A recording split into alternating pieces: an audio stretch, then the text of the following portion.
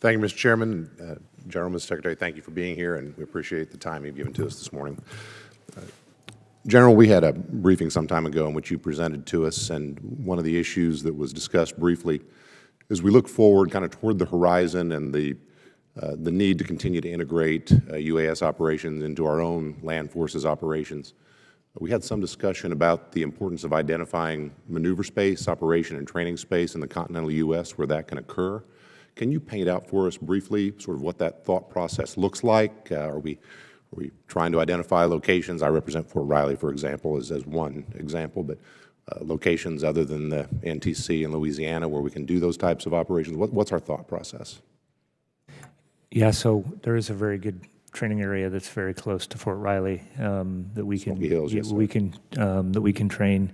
And our challenge has been to every local leader is that we're working at all the local levels, that everybody's getting together just like they've been doing with you out at Fort Riley. We know drones are going to be part of our formations. We're going to have to start training those, those kinds of things. And so working with the local authorities. And I always give the example when I was a division commander, we sent the paperwork up and then we worked it locally and we had it all figured out before, the paperwork came back. And so I think a lot of these are going to be local solutions because they have, they have to take local considerations from FAA or FCC that's, for example, in the state of Kansas. And so we are talking about that. We're going to have leaders together again this month, and we'll talk about that topic again. I think we're going to have to we're going to have to continue to adapt. Thank you, General. Well, we want to be supportive generally, not just from a Fort Riley standpoint, but I will assure you from a Fort Riley and 1st Infantry standpoint, we would like to be helpful in making sure that all of the appropriate local players are engaged and are helpful. We want to make that happen. I might also ask, either for you, General, or for you, Mr. Secretary, however you want to take this.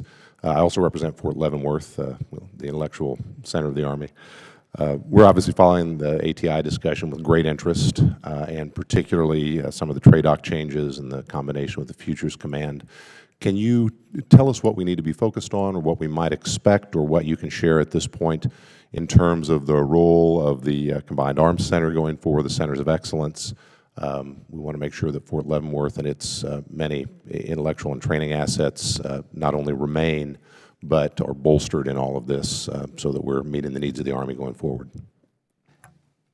CAC, Combined Arms Center, is critically important to us. That's going to, remain there. How we do business there is, we were talking about how we're training, and, we're partnering right now, for example, with Arizona State University and seeing how we might do some distance learning a little bit different. It's still, we're still going to have majors that are going there, but how can we make other offerings? Just like anywhere else, we are looking at, what we can do. Do we have outdated systems that we've been doing? One example is I think we need to update our doctrine much more rapidly in what we're doing. And so part of that's going to be upskilling the people that we have there. Part of that is going to be changing the systems that we have, the business software, the automation, and the things that we have right there, so that skills are going to change. So I think we're just getting started with all of that, and we just had a big conversation on this yesterday. Overall, I don't see the much change at Leavenworth, but there will be puts and takes as we move forward to adapt like any business would do.